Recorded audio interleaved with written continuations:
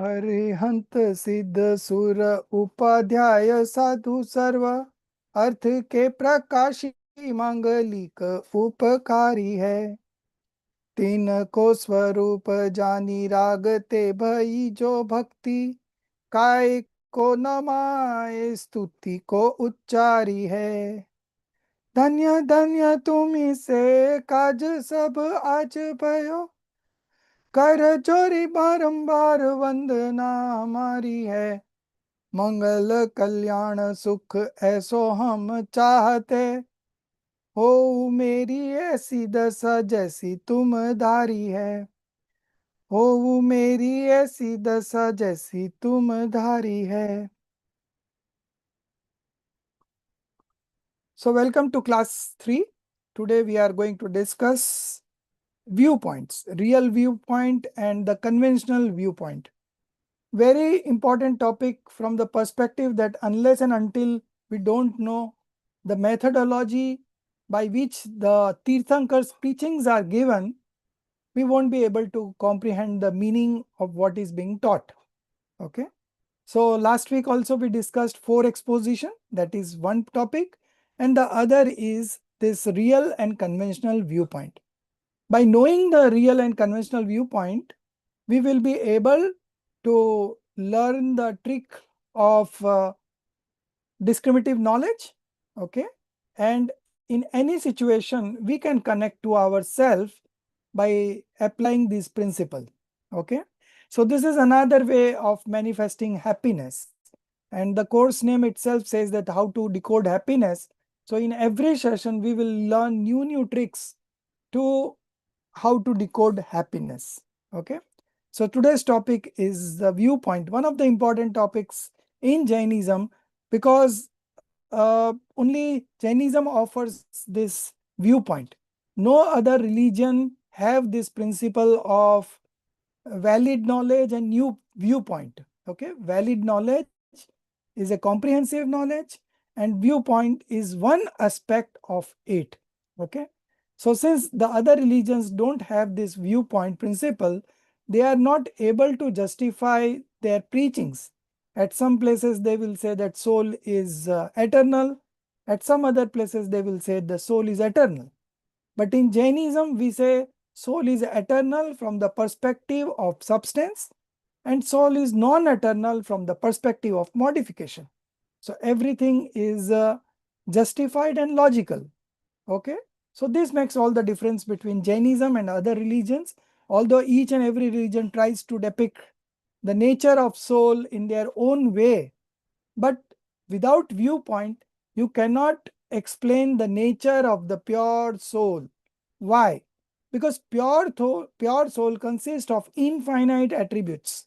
Okay. Out of these infinite attributes, there are some pairs of attributes. Although they are not called attributes, they are called properties. Okay. So these properties seems to be of opposing nature, but in reality they are not. Okay. They simultaneously exist in the same substance at the same time. Okay. But this opposite properties, okay, they are not opposite, but they seems to be opposite. Just as I said that eternal, non-eternal, one, many, non-differentiated, differentiated, general, specific. Okay. So these are different pairs of properties which exist in the soul simultaneously at the same time. So how do we explain both the properties? So we have to use viewpoint. Okay. From the perspective of substance, soul is unchangeable, eternal. Okay. And same substance from the perspective of modification is always changing every moment, non-eternal. Okay. So if we say in that manner, then everything is logically justified. So this is going to be one of the important. The big questions with the youngsters today is that at sometimes you say, last week also we saw that 4 exposition have different methodology to explain. Now if you don't know that methodology, then if I say that soul does not eat anything, soul is only a knower, and at times I will say that only eat eatables, don't eat non-eatables. Okay. So these two are contradictory. But the first statement was from Dravyan Yoga, that soul does not eat anything because it's a only a knower substance and not a enjoyer substance. Okay. And when I said that the soul don't eat uneatables, that is the statement from Charnan Yoga. Okay. So Charnan Yoga will tell us what to eat, what to not eat. Okay. Which food carries more violence, which doesn't carry violence. All these details we will get from Charnan Yoga. So our life would be only balanced when we have all the four expositions in our life in equal proportion. Wherever what is required, through that exposition we'll move ahead in the path of liberation. Okay. And then we can switch over also. Similarly, with nice, okay, point of view, same thing. Each viewpoint will explain the reality in a different perspective. So when we know the perspective, and when something is being said from that perspective, we are very cool because we know this is true from that perspective. Okay. And when we move to another perspective, then also we are cool because from that perspective, the reality is like that only. So we don't have any confusion in our mind, any doubts in our mind, nothing contradictory in our mind when we understand all the viewpoints. Okay. So that is the purpose of knowing the viewpoints. And the second very important purpose is how to practice discriminative knowledge. This we will study in today's chapter of real point of view and conventional point of view. Although there are many viewpoints, because each soul has infinite attribute, to explain each attribute there is a perspective. Okay. So there, in that sense, there are infinite perspectives. But our life is very short. We cannot know all the perspectives. Okay. Because there are infinite attributes. Infinite is something that we cannot define. Right. That's why it is infinite. So we cannot know the infinite attributes. But for the purpose of manifesting right belief, only this real point of view and conventional point of view is enough. If we understand this properly, their divisions, subdivisions, then we are good in any situation to navigate this path of liberation. We'll continue to progress irrespective of whatever comes in our life because we know all the perspectives. So we will apply those perspectives, and in that same situation, we will be able to manifest passionlessness, detachment, happiness, eternal bliss, whatever you call it. You will be in such a space where you are not reacting. You are able to absorb whatever is reflecting in our knowledge screen and not reacting. Okay. Reactions means either it is attachment or aversions. And in both the cases, we are binding new karmas, and those cycle goes on. Okay. So to get rid of those vicious cycle, we have to understand this viewpoint. And by applying this viewpoint, we will be able to justify and absorb whatever is reflecting in our knowledge screen, and we will not react. Okay. So this is, I think, one of the greatest principle, to practice discriminative knowledge. And in fact, all the principles are important because the purpose is same: to manifest passionlessness, to manifest detachment. Okay. So from that perspective, each and every principle is important. Uh, 1 minute. Let me check. Himali is there. Yeah, Yes, Himali. I'm here. I'm here. Okay. So I'll make you a co-host so you can share the slides. Yes.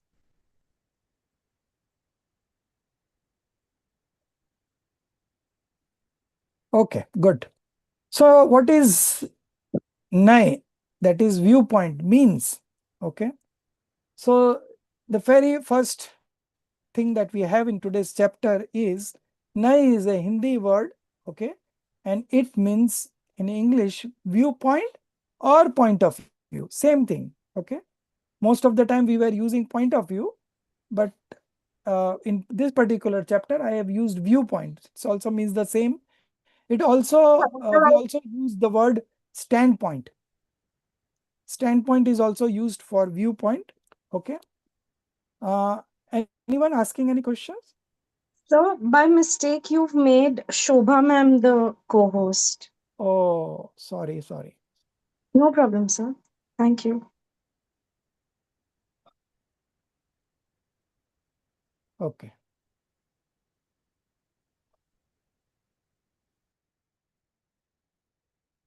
Yes. Okay. So the knowledge that apprehends an object, okay, known through valid knowledge. Now, what is this valid knowledge? Valid comprehensive knowledge. What is this valid comprehensive knowledge? In Hindi, we call it praman. Praman means right knowledge, samyak gyan. Okay. So this valid knowledge is right knowledge which has been proved. Okay. That's why it is valid knowledge. Okay. It is not a false knowledge, it is a right knowledge. So valid knowledge, uh, what it depicts is overall scenario of the object. Okay.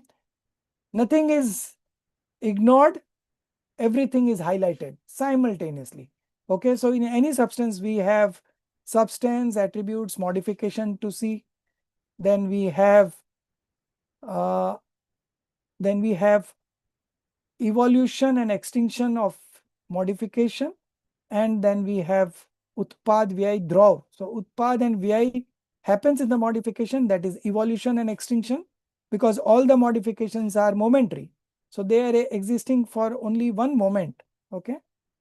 And then we have simultaneously the substance remains eternal, dhruv, non-changeable. Okay. So substance is a combination of these two. One part is substance part, the other part is modification part. So when one of these things is highlighted and others is ignored and not uh, negated or absent, then it is called nay. Okay. So we will see the definition in the next page. The knowledge, Himali, next slide. Yeah, thank you. The knowledge that apprehends an object known through valid knowledge, praman, by giving prominence to one particular aspect for a specific purpose is called viewpoint or nay. Okay. So giving prominence to one particular aspect. There are other aspects to the same substance, but we are ignoring right now. We are not talking about it, but it is there. The other aspects are there. But right now, voice has got limitation, speech has got limitation. So we can discuss one aspect at a time, right? So one aspect is being explained. Okay. So by giving prominence to one particular aspect for a specific purpose is called viewpoint. Here, all other aspects are secondary, not absent. All other aspects are ignored, but they are not absent. They they are very well present in the same substance at the same time. But Nai has a methodology where they give prominence to one particular aspect and ignore the others. So I'll give you an example to understand valid knowledge and viewpoint simultaneously. In one example, supposing you are having a video camera in your hand and you enter an auditorium. Okay. And in that auditorium, there was a speaker who was talking, having talks like we have TED Talks and all. Okay. And there were audiences who were listening. So initially, when you entered the auditorium, at a glance, you can see the whole scenario where there is a viewpoint who is, there is a speaker who is talking and there are audiences who are listening. Okay. So now you have seen the overall scenario. You have not highlighted anything. Now you focus that camera on the speaker. Okay. How he is defining, how attentive he is, how influential he is. Okay. By focusing the camera on the speaker only and ignoring the audiences altogether, you are able to have a better opinion about the speaker. Okay. Now, to see how effective is the speaker, you turn that camera towards the audience. Okay. And you see a particular group of audience. Okay. And there you see someone is sleeping and someone is very attentive, someone is very interested and listening very carefully, okay, then you are able to make a judgment what is the quality of the speaker, okay. So again, you come back to your original position where you see the auditorium, the speaker, audience, all at a glance. So the first view is called valid knowledge. And from that, if you highlight one of the things, it becomes a viewpoint.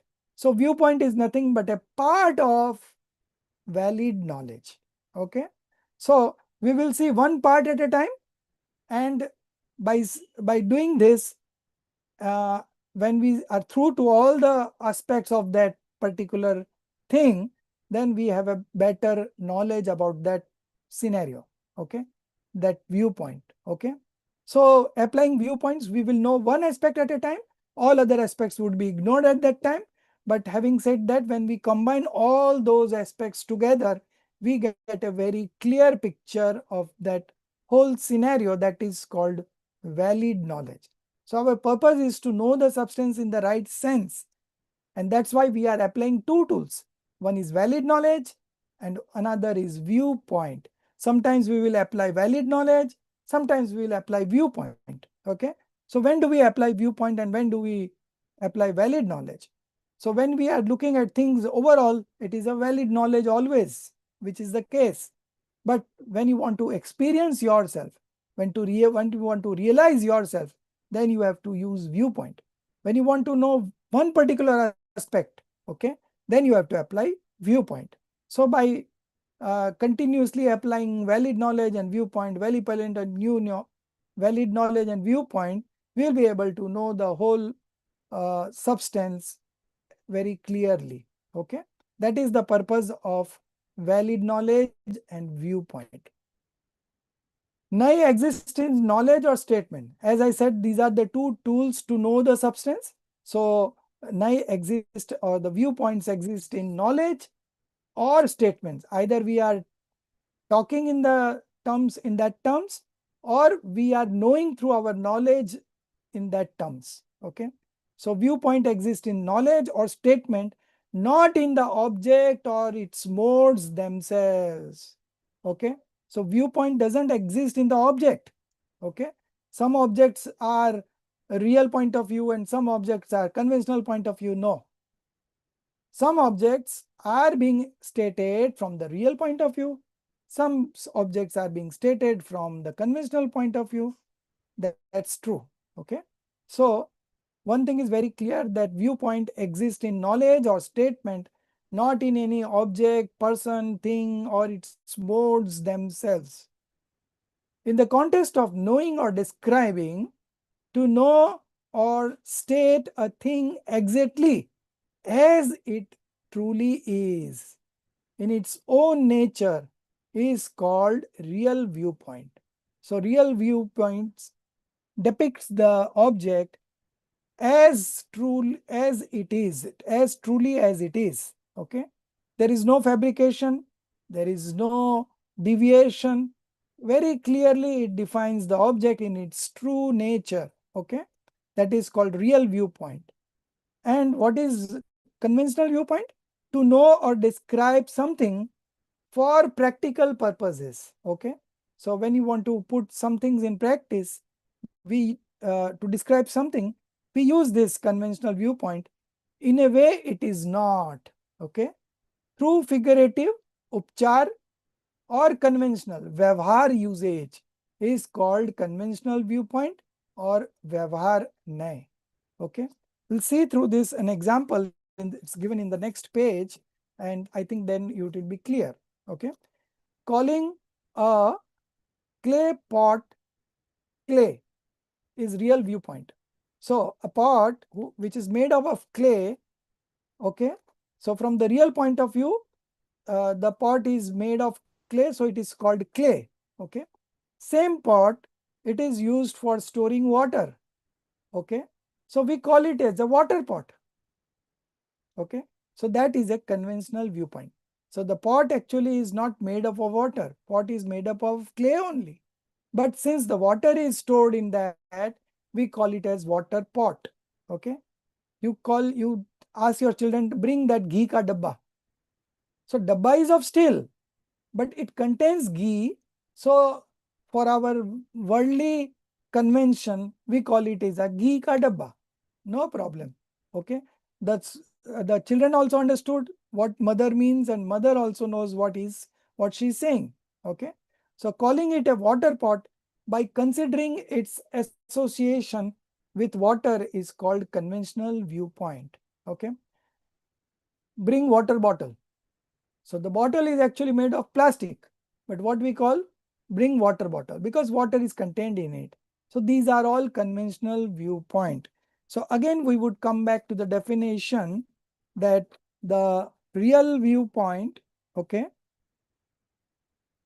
in the context of knowing or describing, to know a state, to know or state a thing exactly as it truly is in its own nature is called real viewpoint. So real viewpoint describes the true nature of the thing. Okay. No deviation, no diversion, nothing. Straightway what the thing is like. And that is real viewpoint. Okay. And the other one is to know or describe something for practical purposes in a way it is not. Okay. In Gujarati, we say am nathi. And for real viewpoint, we say that em જ છે. It is like that only. That is real viewpoint. And it is not like that. It is conventional viewpoint. So if it is not like that, why you say in the first place? Because people are not able to understand. So to make them easy, we have to say that bring that water bottle. Go and fetch that plastic bottle, then he will go and he will not be able to locate. Okay. But I said that water bottle, bring that water bottle. So he's good. He also understands and our purpose is also solved. Okay. So viewpoints, conventional viewpoint has got a very wide application. In fact, 99% of the statements in Jinwani consist of conventional statements.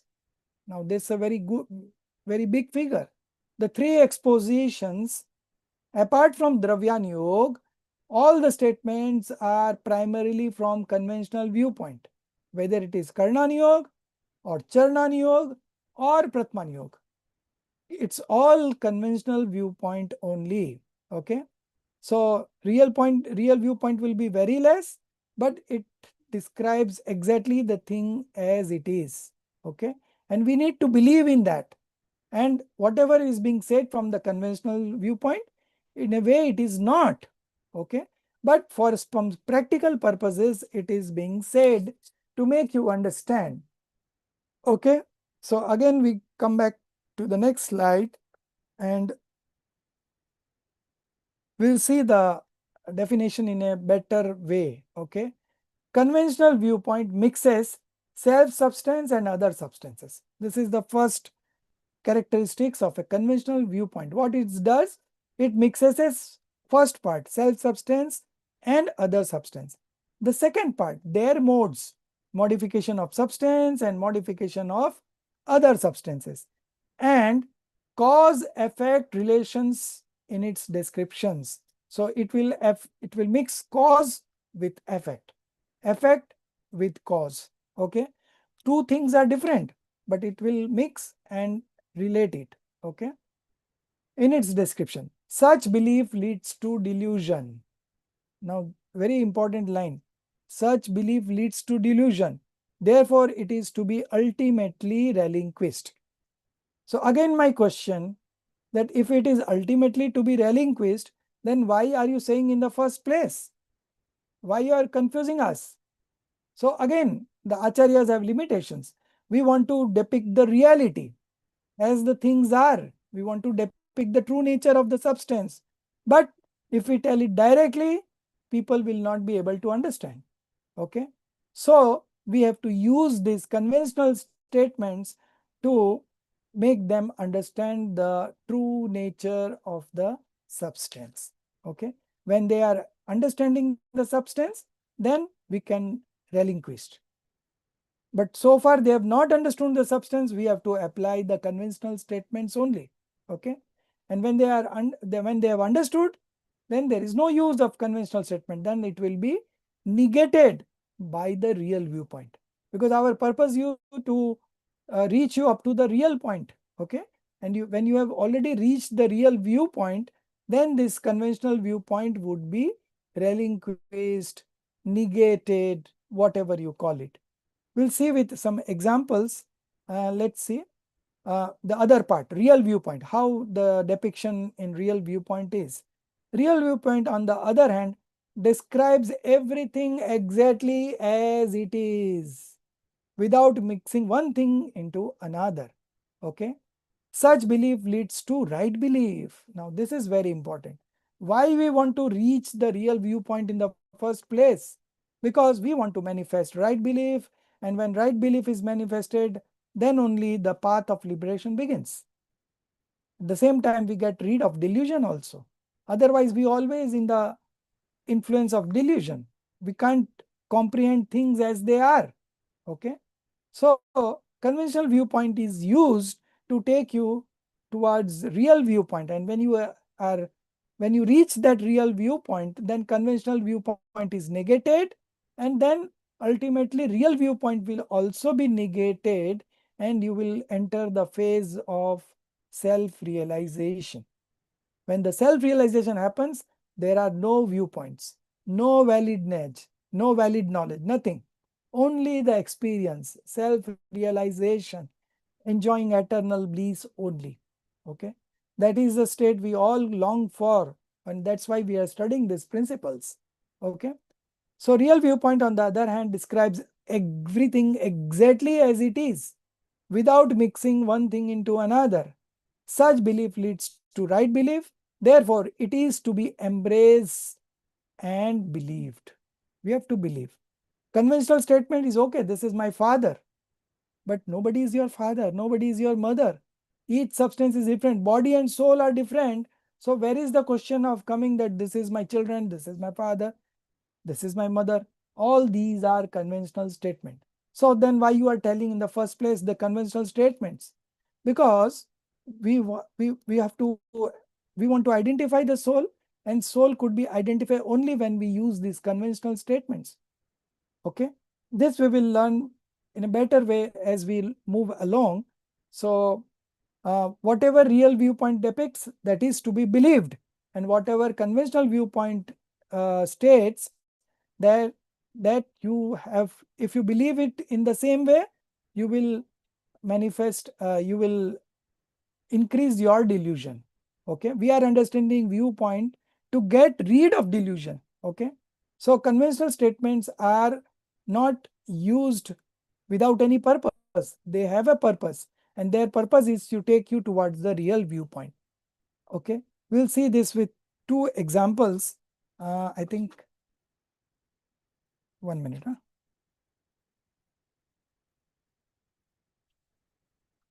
Okay, so I'll give the examples now only because we have done enough discussion on real viewpoint and conventional viewpoint.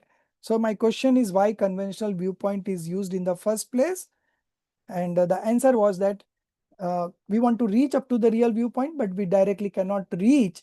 So we have to use the conventional viewpoint to reach up to the real viewpoint. And when we reach there, we negate the conventional viewpoint. That is their nature. The nature of conventional viewpoint is to take you towards the real viewpoint, and the nature of real viewpoint is to negate the conventional viewpoint. Okay, so you will say this is injustice. The one which has brought us up to real viewpoint, how we can negate that? But no, that is the nature of that real viewpoint to negate the conventional viewpoint and take you towards the exact nature of the things as they are. Okay, I'll give you two examples. Those examples were supposed to come after we completed the divisions and subdivisions, but I'm giving it right now because we had a lot of discussion. So now is the right time to make you understand the real viewpoint and the conventional viewpoint. So the first example, it's there after the explanation of 8 viewpoints. It will come. First example is to cross a river from one side to the other side, we use boat. Okay, so we board the boat, reach the other side, and we leave the boat. Okay, So boat is a conventional viewpoint. Okay. And it is why it is used to cross the river and reach towards the other side of the destination. Okay. So when you have reached that destination, you have to get down from the boat. Otherwise, you will not reach the destination, right? So for going from one end to another end, we use the boat and cross the river. When we reach the other end, which was our purpose, okay, then we leave the boat also. Okay, understood? So conventional viewpoint is the boat which takes you towards the other side, and when you reach the other side, then you negate the then you leave the boat. That means you negate the conventional viewpoint. Similarly, we use soap for washing clothes. Okay, washing powder or washing cakes, whatever you use. So first we apply the soap on the clothes. Okay, and then we remove the soap, right? So why you apply in the first place? We are applying in the first place to clean the cloth. The cloth has become dirty. So to clean it, we have to apply the soap. So it is good. Soap is good. It is removing the dirt. So let's keep it. No. Then we have to remove the soap also to get the clean clothes. Okay. The dirty clothes has become clean. So to use it, we have to get rid of the soap. Okay. So this is how the conventional viewpoint and the real viewpoint, they are complement each other. Okay. They are um, a methodology of expressing things. Okay. And it's widely used in Jinwani, and for our self realization also, these two viewpoints are important. Our purpose of realizing ourselves will be served by understanding this viewpoint. Okay, there are many other viewpoints, like we have one substance related viewpoint, one modification related viewpoint, then we have 7 nayas in Tatvat Sutra, Naigam Nay and all. Okay. Then we have 47 nayas in Pravachan Sar, and then we have infinite viewpoints because there are infinite attributes in each and every substance. Okay. So there is no end to it, but our purpose of realizing ourselves will be served by understanding this point of view and the conventional point of view. So Samaisar basically is a scripture which use these two viewpoints extensively. Okay. And by understanding it, we will be able to realize our soul.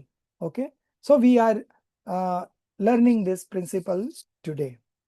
Come back to the slides. We will see the divisions and subdivisions of this viewpoint from the chart. So these two viewpoints are called spiritual points of view. Okay. Adhyatam ke nay. So we have two things, Agam and Adhyatam. Agam is called canonical scriptures. Okay. So in canonical scriptures, we have descriptions of all the 6 substances. Okay. And in spiritual scriptures, we are just focusing on the soul substance. Okay. So we have to learn the skill to extract spiritual point of view from the canonical scriptures. Okay. We have to learn a technique where we can extract the spiritual point of view from the canonical scriptures. Okay. Agam में से अध्यात्म निकालना. As we take butter out of curd milk, similarly we have to learn the technique to get to the real point of view or the spiritual point of view from the vast vast resources of these canonical scriptures. Okay. Our time is limited. There is no dearth of scriptures. So we will learn something that will take us towards our self realization. And the moment we realize ourselves, we uh, we are experiencing eternal bliss, and it's going to go on increasing as we progress further, practice more discriminative knowledge, and a point will come when we will manifest 100% pure modification, and all the impurities will be wiped out and we will get liberated. It's going to be that simple. Okay. So the spiritual points of view, Adhyatam ke nahi, that we are understanding today. Okay. Adhyatam in Hindi or in Gujarati, Adi plus Atam. So जिसमें आत्मा का अधिकार होता है, that is called Adhyatam. In English we call it spiritual points of view. So we say, no, you are very spiritually inclined. That means you are interested in knowing the nature of the soul. Okay. So this is soul science we are talking about. Okay. So spiritual point of view is divided into two broad divisions: real point of view and conventional point of view. Okay.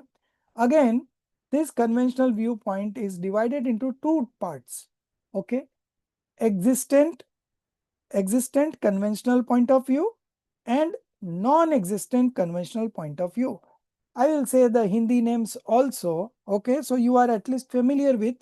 Of course, we will be using the English name every now and then, but still, uh, you must know the Hindi names also. Okay, so non-existent conventional point of view is called asadbhut. Non-existence means asadbhut. Conventional means व्यवहार, point of view means nahi. Okay, very clear.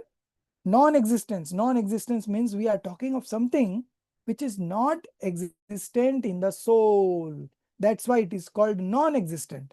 And the other division is existent, only the chart, you depict only the chart, yeah. And the other is existent conventional point of view. Existent means which exist in the soul. So first two are non-existent. So we will name it as 1, 2. Okay. If you remember the name, it is very good and fine. If you don't remember, only remember the number. Okay. So number 1, number 2, then 3 and 4. These 4 are conventional point of view.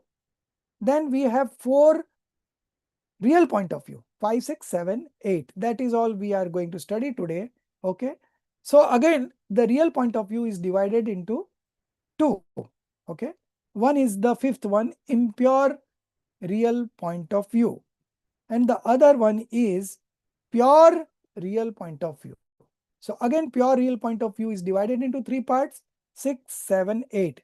6 is partially pure real, 7th is completely pure real, and 8th is supremely real, supremely pure real point of view. Param Shuddha Nischay Nay. Okay. So our objective would be to get to number 8. Why? Because it is the king of all Nay. After that, self-realization will happen. Okay. So unless and until we reach number 8, we cannot realize ourselves. Okay. So this is so important for our own self-realization. Okay. Now, so we will start from the conventional viewpoint, and as we will move from uh, gross to subtle. Okay. It's always simple to move from gross to subtle. Okay. As we learn more, our active consciousness also becomes very sharp, and we are able to then grasp subtle things also. Okay. So the first one is called Upcharit Asadbhut Vyavhar Nay. Figurative, non-existent, conventional point of view. Okay. Asadbhut is non-existent. Upcharit is figurative. Then we have another called Anupcharit. Anupcharit means literal. Okay. Anupcharit is literal, and Upcharit is figurative. Okay. Vyavhar ka vyavhar is upchar. Okay. So figurative, non-existent, conventional point of view. These names are very big, and in Hindi also it is quite big. So if you remember, well and good. If you don't remember, simply remember the numbers, only the numbers. Okay. That will be enough for us. Only say number 1, number 2, number 3. Okay. Now this each viewpoint focuses, as you know, sorry, as you know, that viewpoint focuses on one aspect of the reality, and others are ignored, or others are secondary at that point. One is primary, all else are secondary. Okay. So Out of the is 8 knives, each knife will focus on a particular aspect. You have to remember that aspect. Okay. You may not remember the name of the viewpoint, no problem, but you should remember the numbers. 1 depicts this, 2 depicts this, 3 this, 4th this. This way, if you remember, that will be enough. Now number 1, establishing a doer enjoyer ownership relationship of the soul. Now this is my bad. With body you can just simply cancel. Leave with is as it is. Body and body is number 2. I don't know how I made this mistake. I realized in the evening, but then I said that this has already been shared. So everyone is requested to do that. Uh, you can do it right now, real time. Very good, Himali. Okay. No, So we got have to it. cancel this word body and. Two words we have to cancel, body and. Okay. Because body is part of number 2. So we are discussing, no, let with be there, body and only. Yes. Now we are good.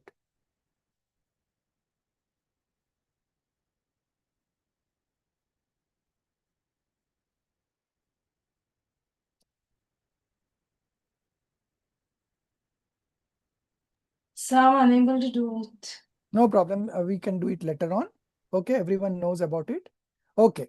So establishing a doer enjoyer ownership. Doer is karta, enjoyer is bhokta, and ownership is swami. Okay. So establishing a doer enjoyer ownership relationship of the soul with external, all external substance are non-self. Apart from soul, everything is non-self. Okay. With external substances such as wife, children, house, shop, wealth, etc., etc. You name anything apart from soul, it is all external substances for that particular soul. So it is one category. One is soul, that is self. Everything else is non-self. Okay. So to say that this is my wife, this is my children, this is my house, this is my shop, then you must have a question. That soul is only a knower. So how can you say that soul, how can soul say that this is my wife? Even body is not our own. So wife, children, parents, house, shop, wealth are very far off things. Oh, you are true, but this is a conventional viewpoint. And we said that conventional viewpoint don't depict as the things are. Okay. So why this is being said in the first place? So that we will know as we discuss further the number 1. So just understand the subject of number 1 viewpoint is all external substances. You name anything, it is number 1. So she is my wife, number 1. They are my children, number 1. This is my house, this is my shop, this is my wealth, etc. Even though they are different from the soul. We know that this is different from the soul, but still we say that this is my house, this is my shop, this is my wealth, this is my car. Okay. This is my dress. You can say n number of things. Okay. So this is the way it defines. Okay. So number 1, external substances. External from the soul, external from the body. Body is not to be included here. So that's why we have cut the body. Body will be number 2. Okay. So when we will discuss number 2, there we will come. Now we are discussing number 1.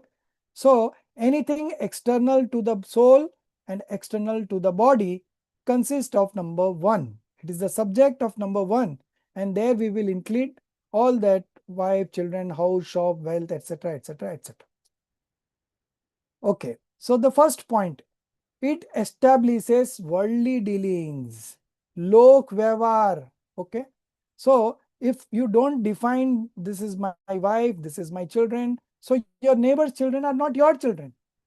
Your house is your house, the neighbor's house is not your house. Okay. If this was not defined, this conventional statement would not have been there, then we would have been fighting. This is my house, they will say, this is my house. There will be chaos all around. Okay. So to establishes the worldly dealings, to have a smooth functioning of the universe, this conventional viewpoint is very much required. As I said that 99% of the statements in Jinvani are conventional. Okay. So this conventional statement has got a very wide application as far as our worldly dealings are concerned. Okay. It establishes a system where nobody says that others car is my car is others car, nothing like that. My wife, others wife, there is a difference, right? So this number one will do this much of thing, that it will limit your attachment to this your surroundings only. Okay. So your ownership with others houses, so there in a society there are 100 houses. Out of this, your house, your particular flat is yours, others are not yours. So this much discriminative knowledge this number one is also doing. Okay.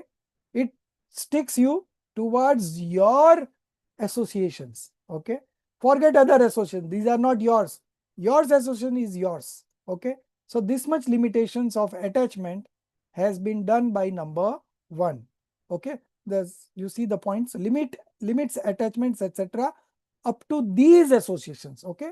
My wife, my children, my parents, my house, my, so this is only yours, all others are not yours. Now such a good system of managing the universe. Okay. Nobody interferes in our uh, possessions. Okay. Your possessions, others possessions, others possession. Nobody uh, uh, what we call uh, crosses their limits, their boundaries. Everyone is there in their boundaries.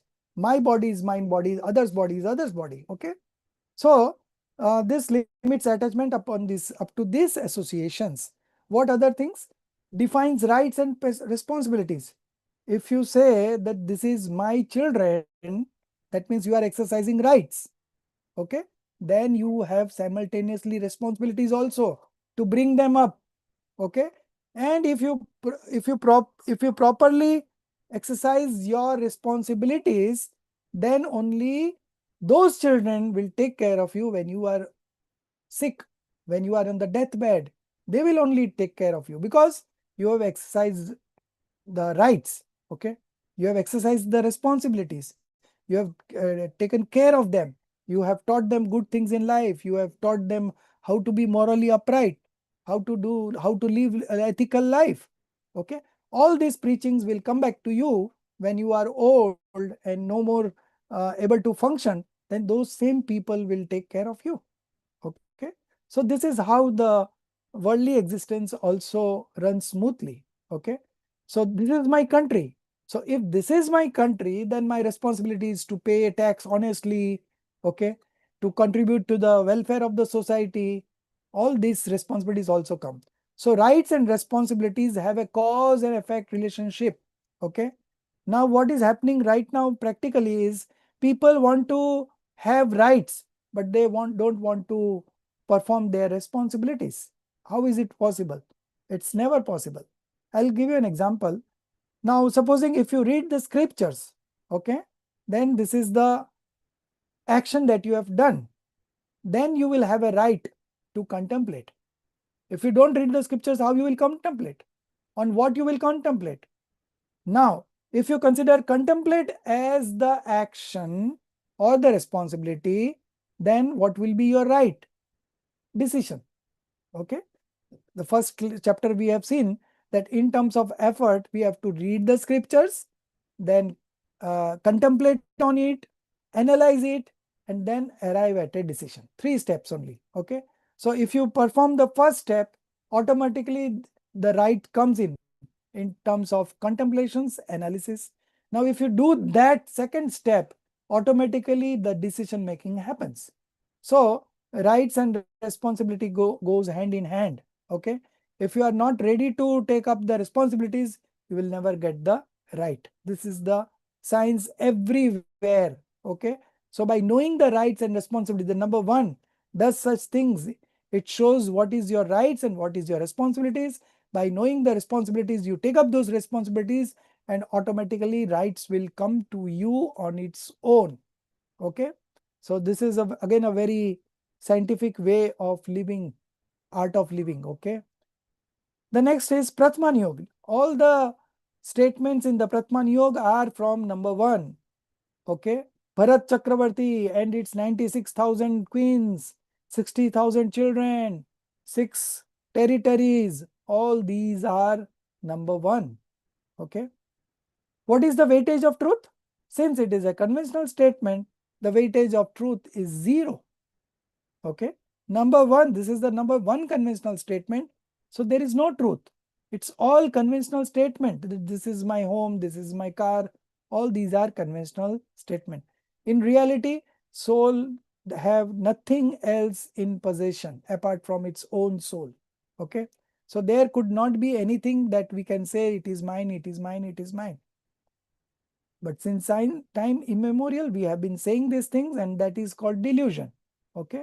But now we are here establishing a relationship, rights and responsibilities. Okay. So this is not something that we are entering into delusion. On the contrary, we are trying to understand in the right perspective. Okay. So although the weightage of truth is 0, but still this number 1 viewpoint, okay, figurative, non-existent, conventional viewpoint does its own job. Okay. One more thing I want to state, that all the viewpoints are part of valid knowledge, and valid knowledge is right knowledge. Okay. So these are not false statements, mind you. These are all part of right knowledge. So these are way of expressing things for a purpose. If this purpose was not solved, then there was no need of conventional viewpoint. But conventional viewpoint number 1 is solving our problem of establishing worldly dealings. Okay, it's establishing the relationship between rights and responsibilities. It is limiting our attachment up to these associations only. So we are doing that much descriptive knowledge that all other things are not belonging to me. Okay, all the Pratman statements from are here. Okay, so this is the weightage of truth is 0, and this negated by real point of view. So when we go to the real point of view, this all will get negated. In fact, I would say it is negated by the last one, number 8, supremely pure real point of view. So real point of view has 4 divisions. So we'll go to the number 8 only, because our purpose is to realize ourselves. So once we reach number 8, which is the king of all viewpoints, the next step would be the self-realization. Okay. So we will always say that negated by, this is saying real point of view, but in among the real point of view, it is number 8, supremely pure real point of view. Okay. So this is done. Now the number 2. What is the subject matter of number 2? It establishes relation with Dravya Karma and body. Only 2 things. Number 1 was establishing relationship with the soul and the external substances, external to soul, external to body. But now we have come more close. We are establishing relationship with the Dravya Karma and body. Okay. So I am the doer of my body is number 2. I am doer of Dravya Karma is number 2. Okay. I am enjoyer of Dravya Karma, number 2. So doer, enjoyer, ownership, whatever relationship you want to establish with Dravya Karma, okay, and body is called number 2. Okay. Literal, non-existent, conventional point of view. So this is the subject matter, Dravya Karma and body. This is my hand, number 2. Okay. This is my body, number 2.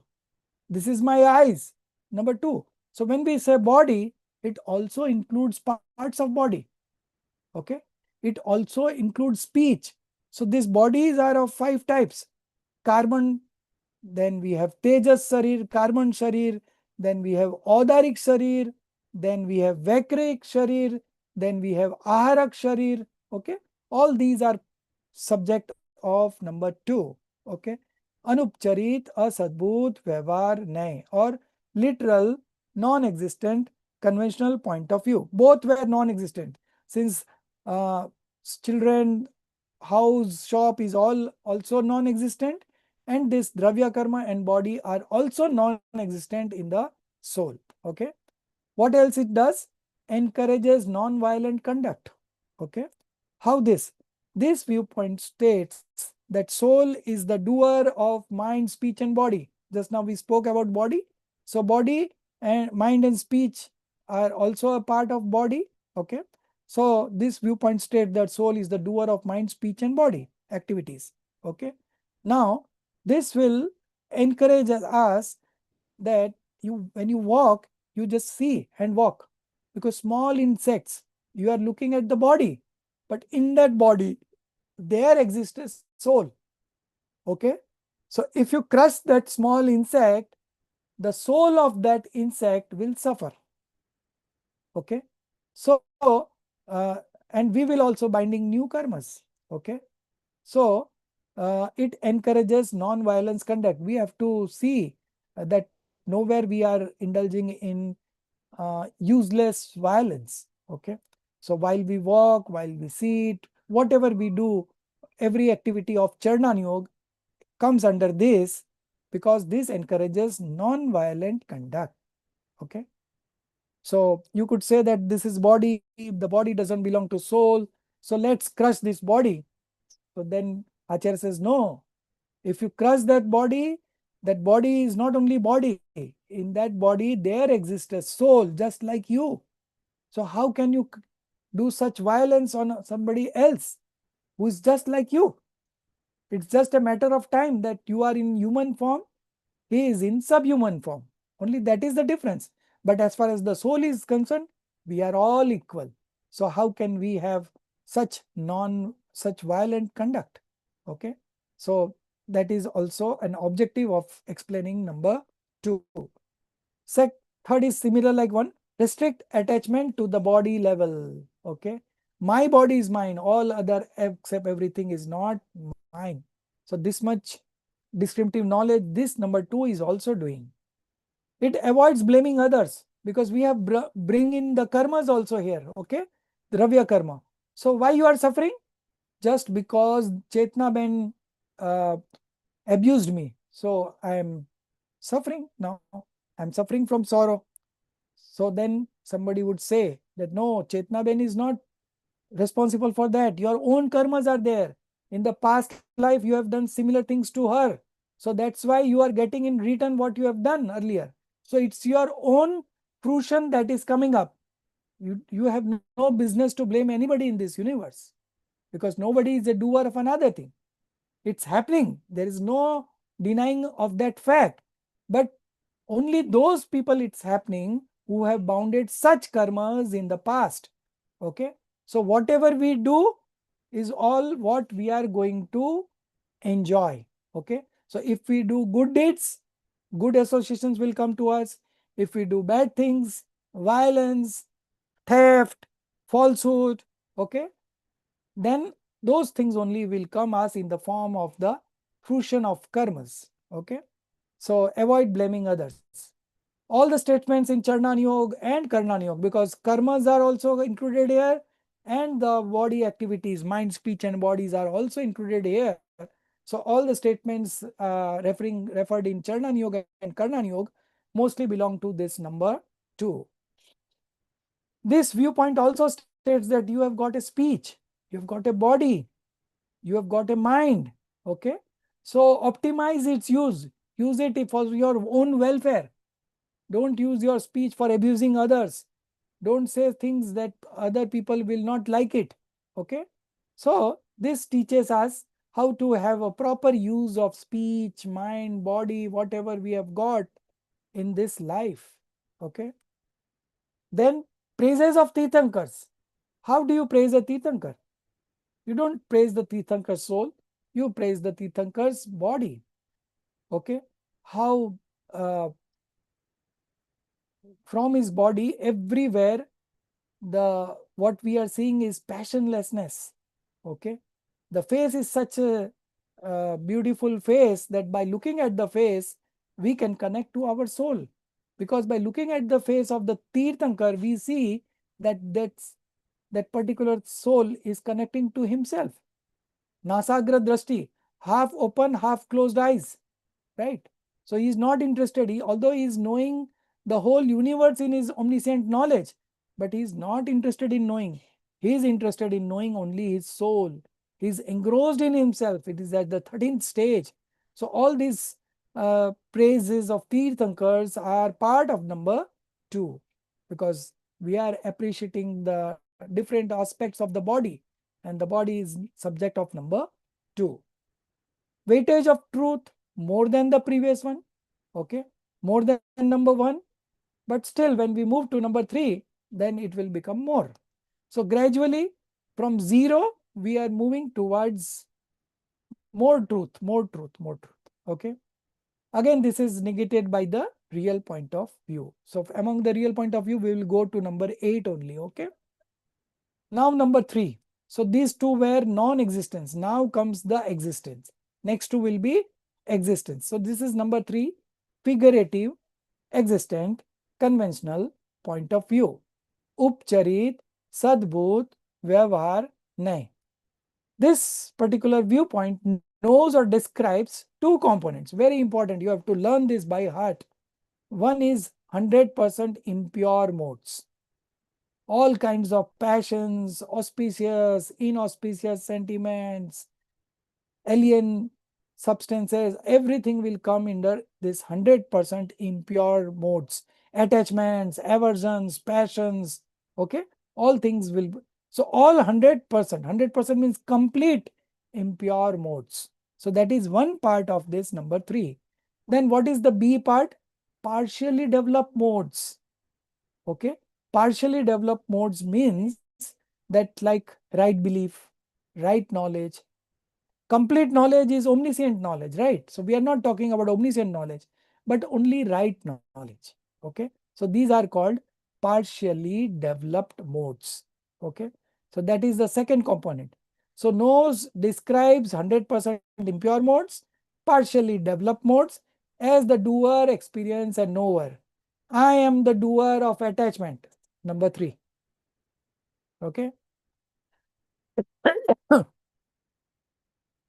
uh, so two components, just remember two components, 100% impure modes and partially developed modes. Next is discriminative knowledge, okay. Very good way of practicing discriminative knowledge, okay. We have modifications, okay. These modifications are momentary, one moment only. The past modifications are no more here. So past attachment no longer exist. Future attachment has not yet arisen. Present attachment is not visible. Why present attachment is not visible? Because it is so subtle, it is so fast that with our limited sensory and scriptural knowledge, Mati Shrut Gyan, we cannot track the present modification, okay. We cannot track the present modification. What we know that there was anger just now, that is a cluster of modification, not one modification, okay.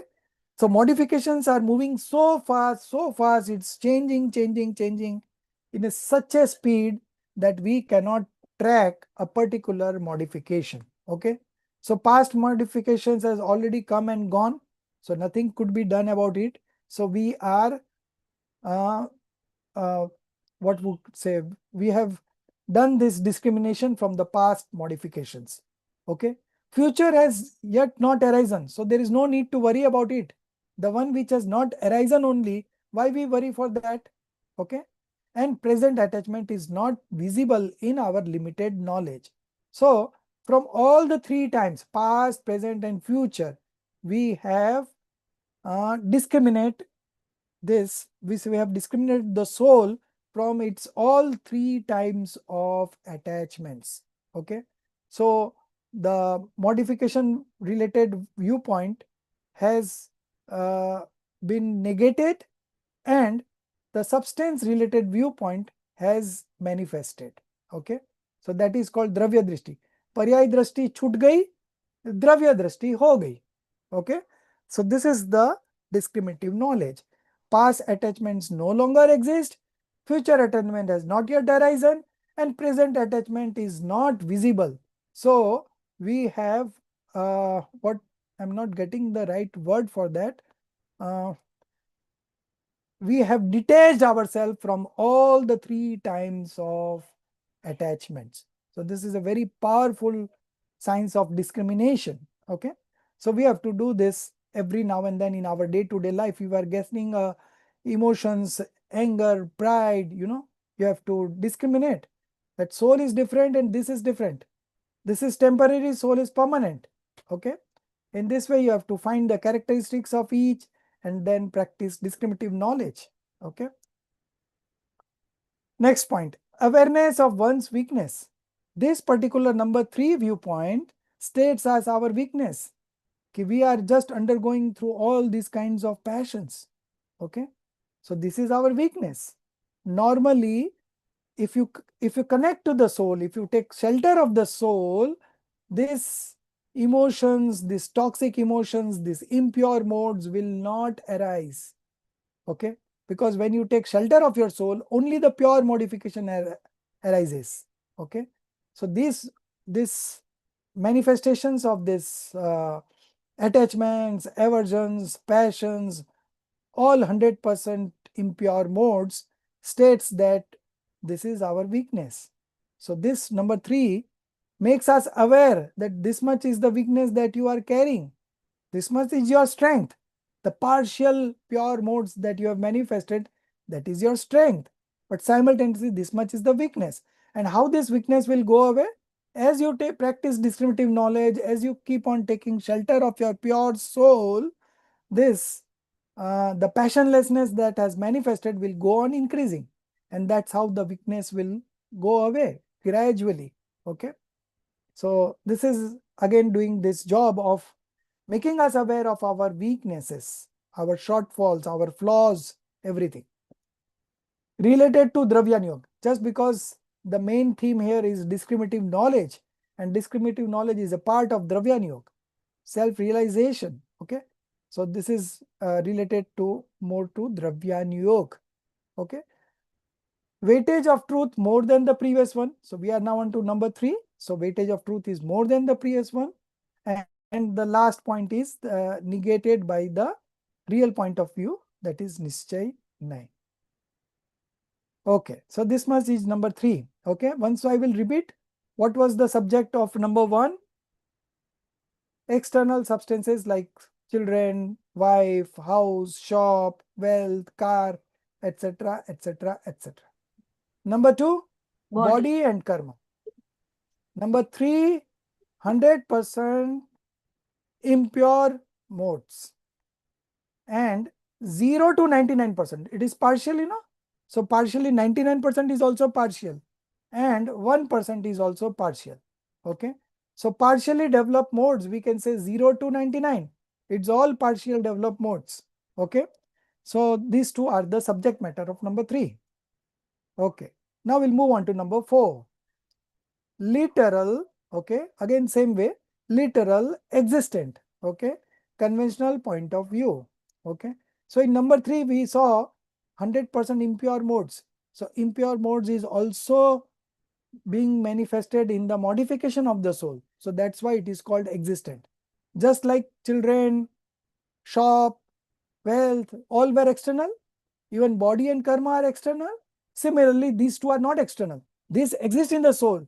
The impure modes exist in the soul, in the modification of the soul, and partial modes are also existing in the modification of the soul.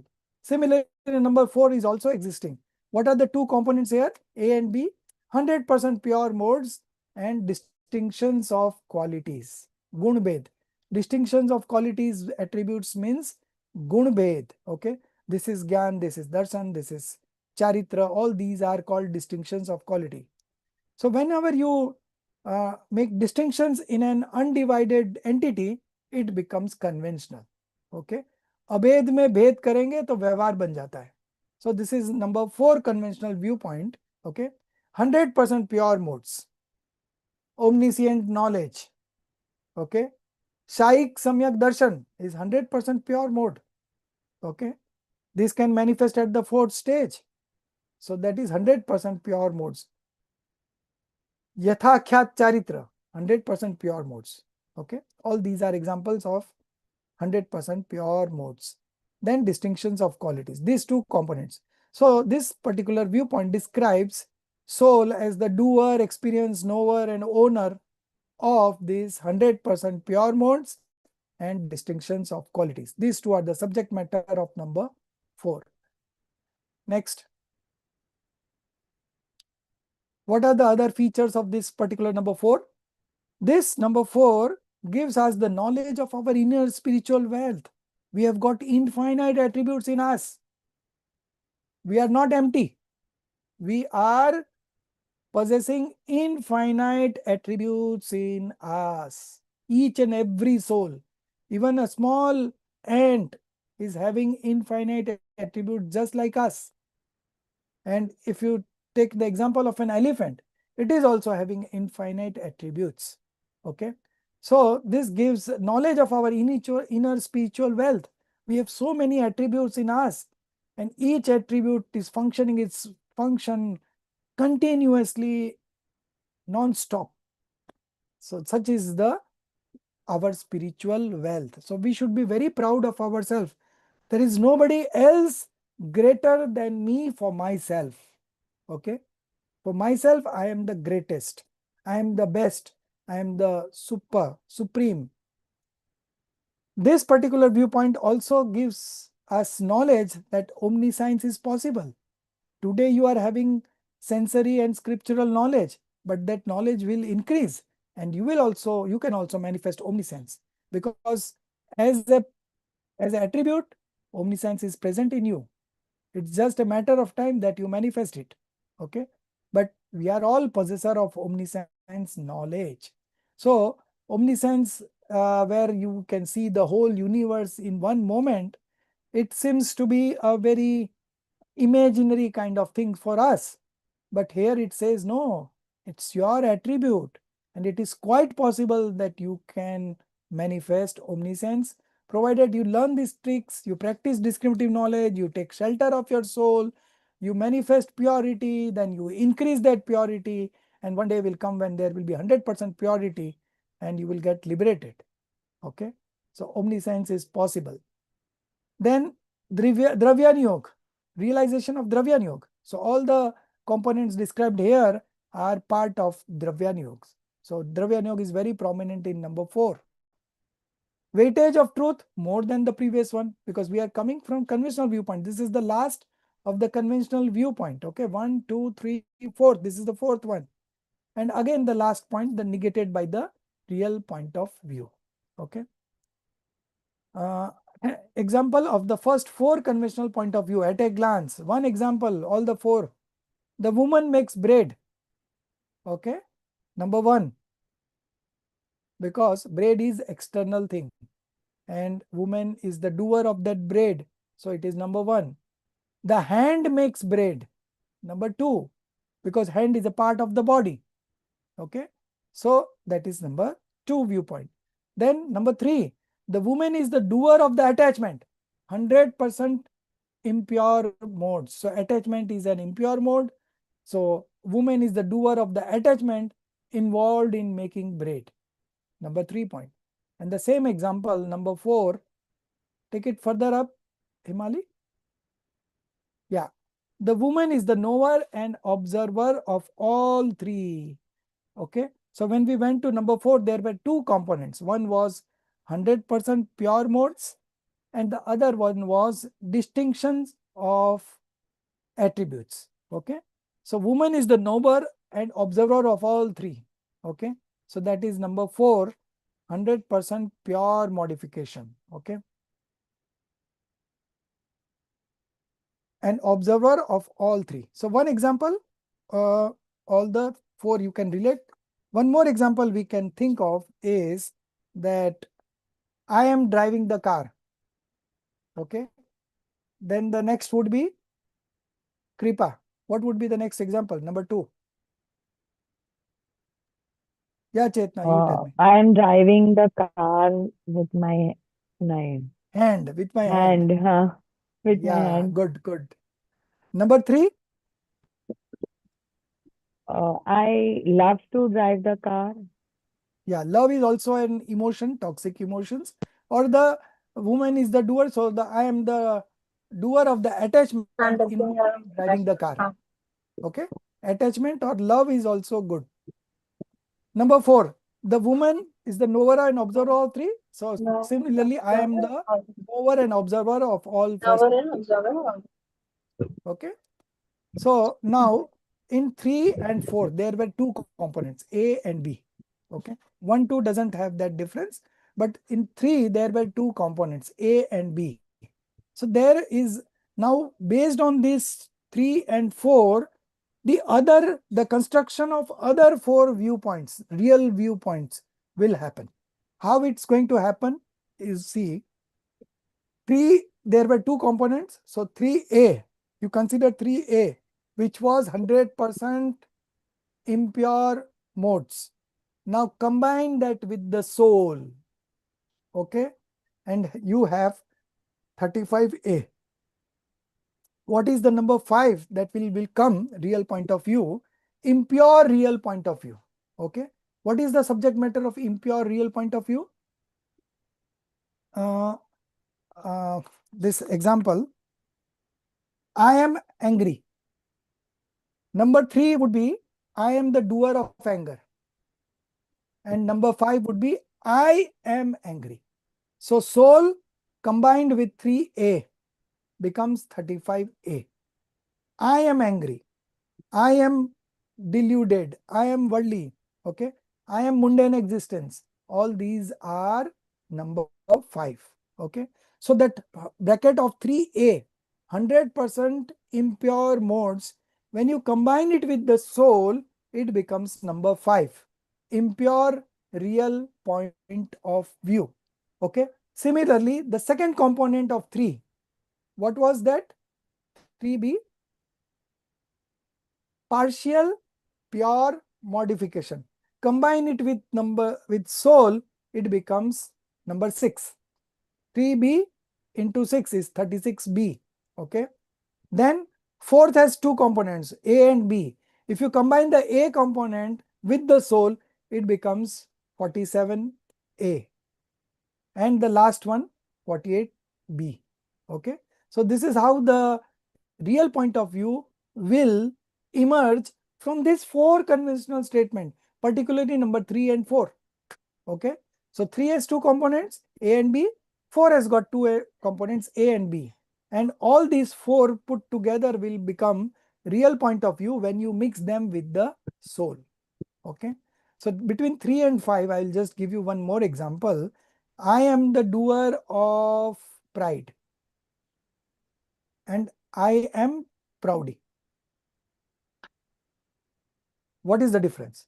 I am the doer of the pride. So pride is different, doer is different. Here I am proudy. I am myself identifying with pride and I am saying I am proudy. Okay. So this is the difference. Okay. I am angry. I am proudy. I am deceitful. I am greedy. Okay. Greedy. So this is it. I am the doer of the greed. Number 3. I am greedy. Number 5. But mind you, only 100% impure modes you have to combine.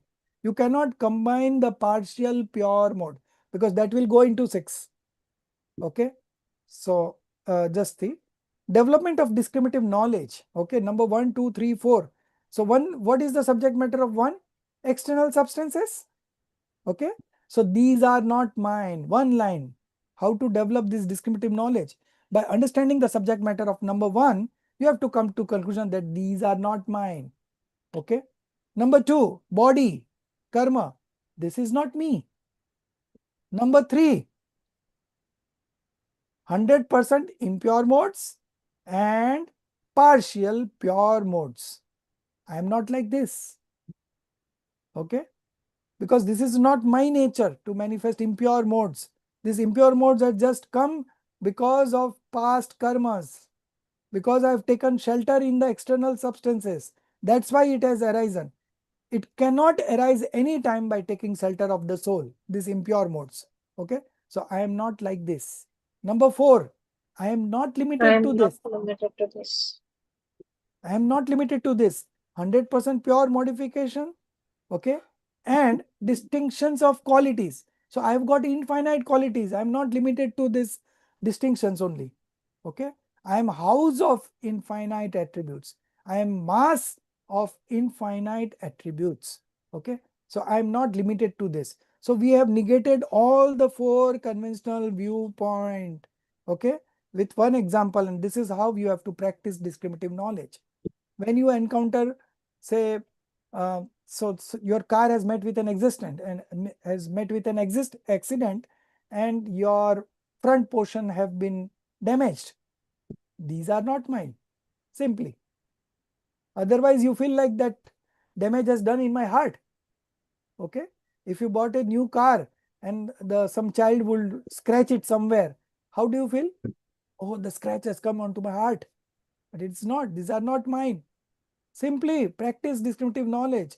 Then body, any action of body, this is not me. Wrong thoughts coming, this is not me. I am not the doer of those things. Okay, and third, 100% impure modes, I am not like this. These are temporary phenomena. These are not lasting things. Okay, I am eternal. Okay, I am not like this. Then number 4, I am not limited to this. Okay, so this is how you have to practice. Now we will move on to number 5. 4 real viewpoints are coming up: 5, 6, 7, 8. Divisions and subdivisions we have seen in the chart, so we are not going to explain anymore. We will just move. Our purpose is to practice discriminative knowledge. Okay, so number 5, impure real point of view. अशुद्ध निश्चय नहीं. So far we were discussing only व्यवहार नहीं. Now this is the 5th one, impure real point of view. Identifying self with 100% impure modes. So soul plus 100% impure modes is equal to impure real point of view. So what is the subject matter of impure real point of view? Soul along with 100% impure modes. So now you can realize the difference. I am the doer of anger and I am angry. Are you able to make the difference? I am doer of anger is number 3 because it's a conventional point of view. And here you are identifying yourself with 100% impure modes. I am angry, I am greedy, I am cheater, but only impure modes, not partial impure modes. Okay, only impure modes. Whatever impure modes we have, you identify self with that, then it becomes a ashuddh nischay nahi, impure real point of view. I am attached, मैं रागी. I am angry, मैं क्रोधी. I am worldly, I am deluded. मैं संसारी. Worldly means sansari. I am deluded. So all these are 100% impure modes and identifying self with 100% impure modes. What else this number 4 does? Accepting responsibility for attachments leads to right effort. Okay, so this number viewpoint teaches you to accept responsibility. These impure modes are part of my modification. I cannot say that I am pure soul, these modifications doesn't belong to me. No, here you have to accept responsibility for attachments, and if you accept it, then you will be able to take steps in the right effort. Then you will be able to practice the right effort. Okay, so accepting responsibility for attachment leads to right effort. What is this right effort? Again, we have to practice discriminative knowledge, and before practicing discriminative knowledge, of course, you have to study the scriptures, contemplate on it, arrive at a decision, and based on that, you'll be able to practice discriminative knowledge. That is the right effort. And accepting responsibility for attachment means you have still something to do as a target. These attachments are not your inherent nature. Okay, so we want to remove this attachment. We don't want to keep this attachment. Okay, so if you accept the responsibility of that, then it will. But if you give that responsibility to the karma, then you are free now. Why you are manifesting attachment? Why you are manifesting anger? Oh, it is because of karma. You don't know karma theory? No, this is not the right statement. Here, Ashuddha Nischayana says that you accept responsibility for attachment. Then you will able to discriminate from it and come to the pure side, okay, by practicing the discriminative knowledge. So this is also a very good point. What are the spiritual stages that we could cover here? It covers first to 12th. Then First to 12 spiritual stages of development. Okay.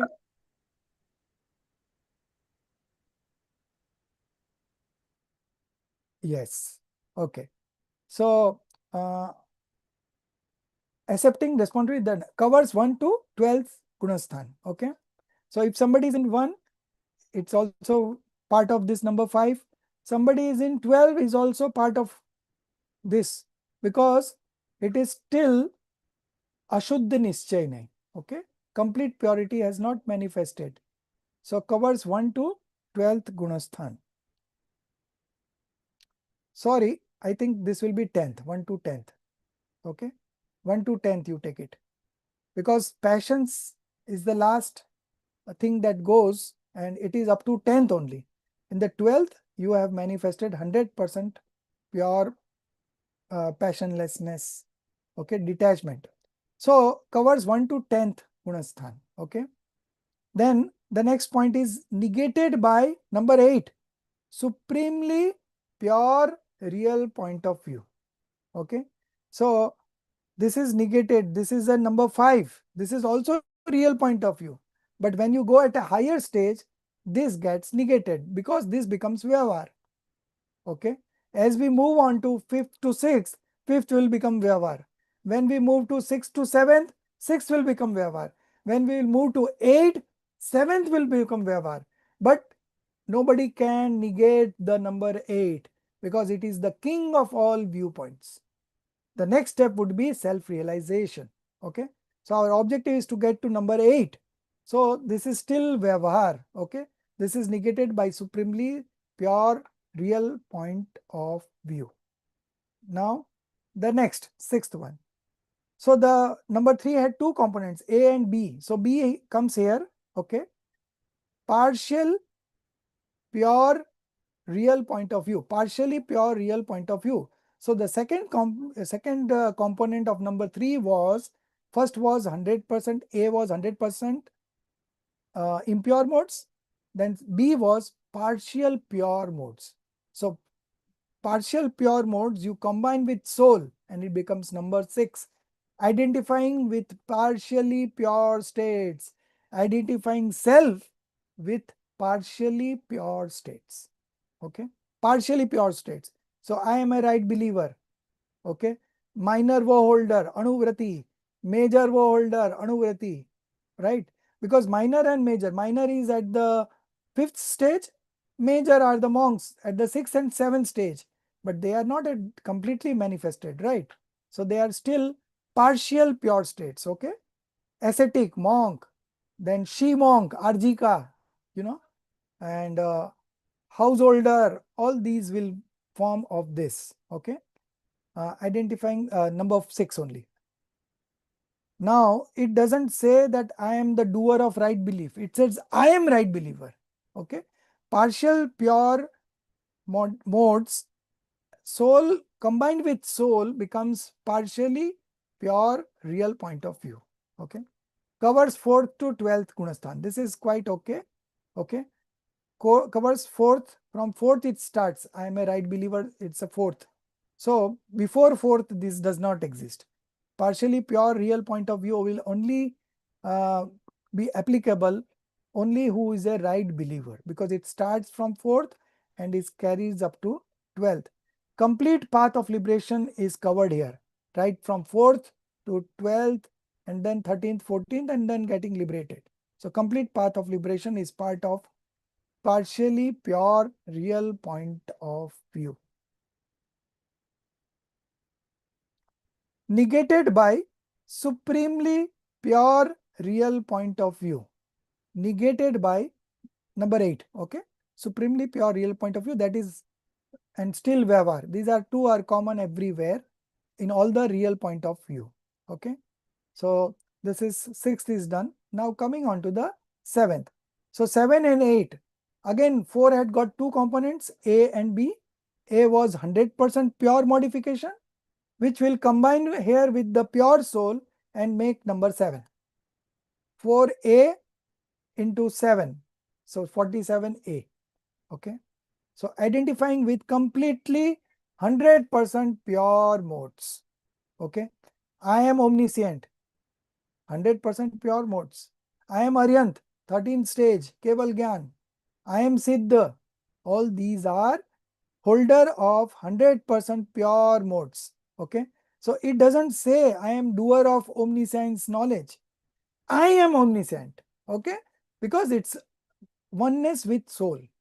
Identifying self with completely 100% pure modes. Okay. Karya Paramatma, functional God, who is at the 13th stage. Okay. What is Karan Paramatma then? If Karya Paramatma is the 13th stage of Aryant, then what is Karan Paramatma? The pure soul. Okay. So the pure soul is the Karan Paramatma, which will be study in number 8. Okay. And here, taking shelter of that pure soul, this 13th stage has developed. Functional God, Karya Paramatma. So this is again a modification that has to be manifested. Okay.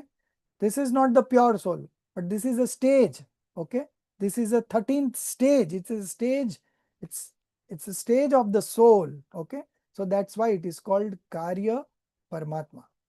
Then destructional right believer, Shaik Samyak Drashti. Okay. Shaik Samyak Drashti means 100%. Okay. Shaik Samyak Drishti could be in the 4th stage also. Okay. As we have seen Srenik Maharaj, Bharat Chakravarti, they were in the 4th stage, but they were Shaik Samyak Drishti. Ramchandra ji was Shaik Samyak Drishti. Okay. So this is number 7. Okay. Destructional right believer is number 7. Then what it covers? From 4th Gunasthan to Siddha. Why 4th? Because 100% what you call destructional right belief can happen at the 4th stage. Although now it no longer happens because the condition for manifesting destructional right belief is that there must be an omniscient presence. So now there is no omniscient God right now. Okay. No Kevli Bhagwan right now. So no 100% right, destructional right believer right now. Okay. But whenever that exists, that will be a part of number 7. Okay. Destructional right believer, Shaik Samyak Drashti. From 4th Gunastan to Siddha, because destructional right belief starts from 4th, so it is 4th to Siddha. Refuge oriented, Sharnathi. Then what is Sharan? Sharan is pure soul. And these are all refugee of that pure soul. Okay. So we feel that Aryant is a very great stage, but it is still a Sharnati because I am the pure soul. We are elevating ourselves. I am the pure soul. So taking shelter of that pure soul, the stage of Aryant has come. Okay. So similarly, if I take shelter of my soul, tomorrow I will also manifest omniscience knowledge. I will also get it to the stage of Aryant Bhagwan. Okay. And I will also get liberated. So this is that Sarnathi, refuge oriented. Okay. True beginning starts from aiming at perfection. पूर्णता के लक्ष्य से वास्तविक शुरुआत. So we should always aim for the high, magic of thinking big. There is a book called Magic of Thinking Big. If you not have read, you must read it. This will expand your horizon, this will make you broad-minded. This will make you to think big. Okay. What is thinking big in terms of spirituality? Okay. True beginning starts from aiming at perfection. So my aim is to be perfect, 100% like Aryant Bhagwan. Okay. Aryant Bhagwan is having body like me. Aryan Bhagwan has manifested 100% pure manifestations, and I also want to be that. Okay. So true beginning starts from aiming at perfection. I'm not going to settle anything less than that. Okay. So that is number 7. Then negated by supremely pure real point of view. That is number 8. And it is still Vyavhar because it is being negated. So something which is negated, it is always a Vyavhar. Okay. So this is still Vyavhar. Okay. Very good. Number 8 now. Last of the 8 viewpoints. Supremely pure real point of view. I don't want to move from here. Okay. And you should also be very interested in this, understanding this. Param Shuddha Nischay Nai, king of all viewpoints. Because this is the ultimate destination. After this, negating this also, we will realize ourselves. Okay. This is the last stage before the self-realization. Okay. So whoever realizes himself, the immediate prior thoughts would be like this. Supremely pure real point of view. What is the subject matter of this? The pure soul, devoid of pure and impure modes. Forget the pure modes because those are also modes, and I am not mode. I am the substance. Okay. I am pure substance, pure soul. So the soul which is devoid of pure and impure modes, which is beyond distinctions of qualities. So number 4 has 2 components, A and B. A is 100% pure modes that we combined with 7 and it becomes 47A, right? Now the second part, B, distinctions of qualities. Okay. So those distinctions has also gone. I am beyond distinctions of qualities. Okay. So that is number 8. Then how I am? General, Samanya, non-differentiated, Abhed, eternal, Nitya, and one, Ek. Samanya, Abhed, Nitya, Ek. So the four what you can say, Dravya Kshetra Kal Bhav. Okay. Every substance exists in its own Dravya Kshetra Kal Bhav. Dravya is substance, Kshetra is space, Kal is time, and Bhav is mode. Okay.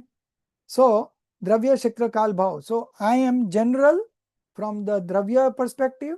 I am non-differentiated from the space perspective. I am eternal from the time perspective, and I am one from the mode perspective. Okay. So this is my true nature, unchangeable nature. I remain within myself. I never go out of my substance, space, time, and mode. Never. I don't cross that boundary. I have been to hell. I have been to one sensed. I have been to smallest form, Nigod. But I remained the same, general, non-differentiated, eternal, and one. Okay. This very well defines our true identity. Okay. King of all viewpoints. Okay. This is the first characteristics. What is the subject matter? The pure soul devoid of pure and impure modes, beyond distinctions of qualities, general, non-differentiated, eternal one. This is the subject. Okay. Now, what is the characteristics? King of all viewpoints. So we have discussed 1 to 7. This is the king of all viewpoints because nobody can negate this. This has been negating all the 7 so far. But nobody can negate this. That's why he is the king of all viewpoints. After this, the self-realization happens. Okay. The only worthy refugee. Nobody else, nothing else to take shelter. Only our pure soul is worth taking shelter. Okay. Even samvar, nirjara, moksha, stoppage, dissociation and liberation, they are also modification. And modification are not worth taking shelter because they are momentary. And I am eternal, unchangeable, non-changeable. Okay. So king of all viewpoints, the only worthy refugee. Then what else? How am I? Object of meditation. So when you sit for meditation, what you meditate on? This pure soul, general, non-differentiated, eternal, one. Okay. So this is the object of meditation. Object of belief. ध्यान का ध्येय, श्रद्धा का श्रद्धेय, object of belief. This is I am. Then eternal, unchanging. Okay. Eternal, unchanging. Eternal is nitya, unchanging. Okay. So this is eternal, unchanging, supreme soul. Okay. There is no comma here. Eternal, unchanging, supreme soul. One statement. Okay. That means Trikali Dhruv Bhagwan Atma. I am that. I am Trikali Dhruv. I exist in all the three times. Unchangeable, unshakable. Many new adjectives are coming up. Just remember these, learn by heart, and all the time contemplate on yourself. I am this, I am this, I am this.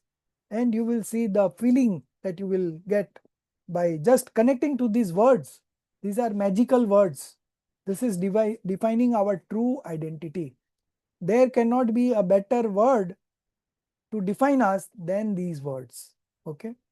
So this particular viewpoint, never become impure, never needs to become pure. Oh, sorry, our time is over. I didn't see it, but I'll just finish it up. Okay. So this is supreme soul. Never. So this is such a pure soul that from time immemorial it is existing. It never became impure and never needs to become pure. Okay. Never become impure, never needs to become pure, because it is pure from the beginning itself. It has never, not a single impurity has entered its territory. Okay. It's always a pure. Then next, complete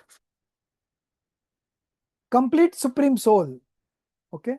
Paripurn Paramatma, complete in itself. Okay. The next, casual supreme soul, Karan Paramatma. That was Karya Paramatma. This is casual supreme soul, Karan Paramatma, cause. This is the cause. That was the effect. This is the cause. Okay. Unaffected, Aprabhavi. Any situation, it is always unaffected. Nobody can harm myself. A pre-made God, Bana, Banaya, Bhagwan. A pre-made God, self-made God. Then unshakable. Nobody can shake me. I am always unshakable. Powerful divine soul. Powerful. I am such a powerful entity. There is nothing else powerful than me for myself. Okay. Then incomparable. There is not a single object or person in this universe which I can compare with myself. I am incomparable. I am mass of infinite attributes. I am independent. Okay, etc. etc. We will learn this in the course of coming lectures. Okay. So this is our true identity. You have to establish this identity once. Okay. And then build up on that. Every time you want to practice discriminative knowledge, you have to connect to this adjectives which defines you. Okay. This is your true identity. Then what else? Beyond Gunasthans. So there are spiritual stages, but I am not the spiritual stage. I am the pure soul, the substance. Okay. Then beyond all viewpoints. So we were discussing 1 to 8, but I am beyond viewpoints. Okay. Nayatit, Gunasthanatit. Then immutable state, Param Parinamic Bhav. Although I am not satisfied with the English translation, this one, but I didn't get the time to think on a good word for that. But in Hindi or Gujarati, we call it Param Parinamic Bhav. Immutable state, unchanging across all stages, 1 to 14, Param Parinamic Bhav. Then pure consciousness, Shuddhopyog, self-luminous bliss. Oh, this is from Srimad Rajchandraji's Shuddha Buddha Chaitanya Gan स्वयं ज्योति Sukhdham. Okay. બીજું કહીએ કેટલું કર વિચાર તો palm. So kar vichar, vichar means not thought, vichar means decision. You make this decision, you are this. The marvel of pure consciousness, chaitanya chamatkar. Okay, I am this.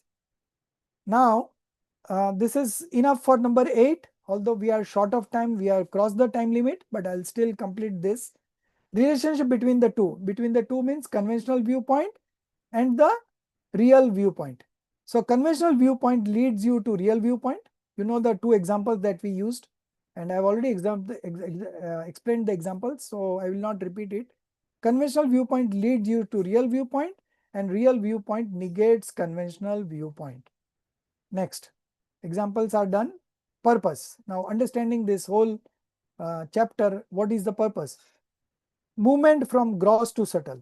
Right from number 1, we moved to 2, 3, 4. Gradually we went deep, deep, deep, and it become more subtle, more subtle, more subtle. Okay.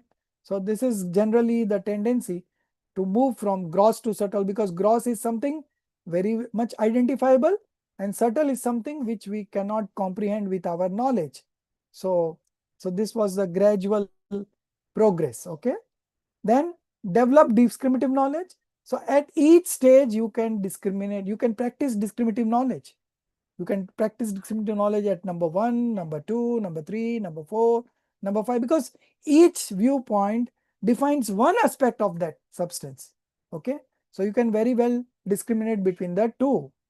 Arrive at correct understanding. Now you know all the viewpoints, so there will not be any doubts. If I say that I am the doer of anger, no problem. Number 3. This is my country, this is my house, no problem. Number 1. Okay. So our correct understanding evolves by understanding all these 8 viewpoints. Remove doubt. When the doubts are removed, it leads to detachment and bliss. You really enjoy yourself. So these practical examples we are going to practice right now, but in the question answer session, I'll just close this and then we will take up the question answers. Okay. So we will do the stuti. निज निधि निज में बताई, यह अनंत उपकार है, उसके लिए जिन वाणी माँ को वंदना सत बार है, उसके लिए जिन वाणी माँ को वंदना सत बार है. 9 times नमोकार मंत्र.